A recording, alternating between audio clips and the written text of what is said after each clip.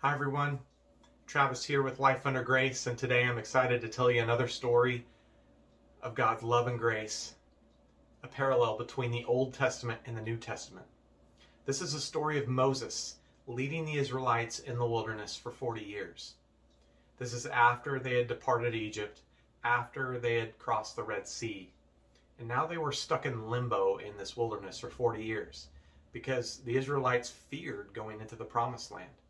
They felt the people there were too big and it was too difficult to conquer. And God got frustrated with them and he said, "Did I not demonstrate my power to you through the 10 plagues of Egypt? Did I not part the Red Sea for you? Or did I not lead you in pillars of cloud and of fire every day and night?" So God said, "You cannot go into the Promised Land, but your children can."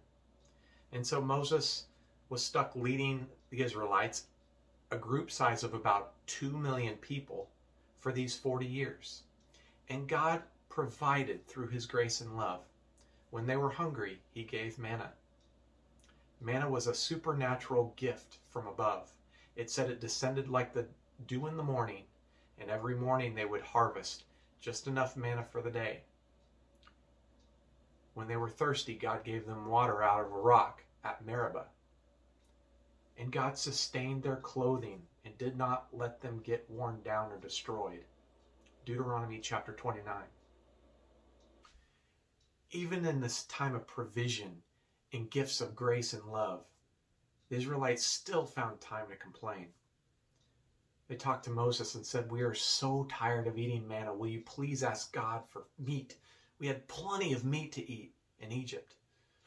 And Moses went to plead with God and said, "God, will you please give us meat? The Israelites are complaining." And God said, "I will give you so much meat you won't know what to do with." And he sent in a huge flock of quail, enough for 30 days of nothing but quail.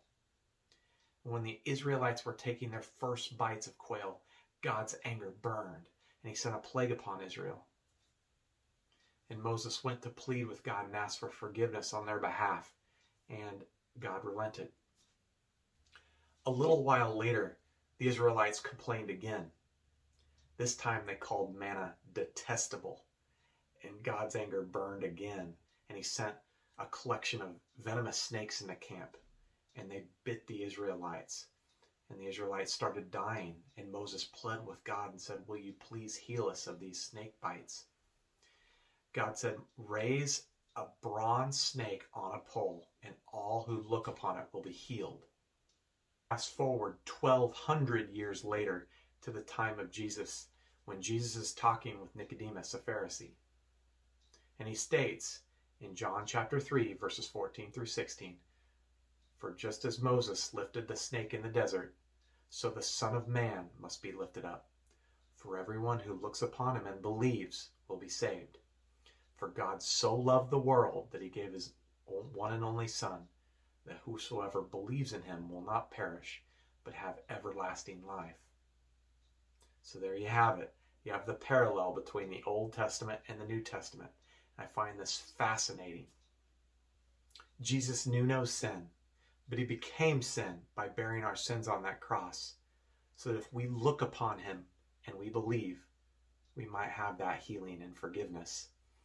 And I encourage you, if you haven't formed a relationship with him, ask him into your heart, and he will be with you and guide you to live a life under grace. Visit us at our website at lifeundergrace.com. Thank you.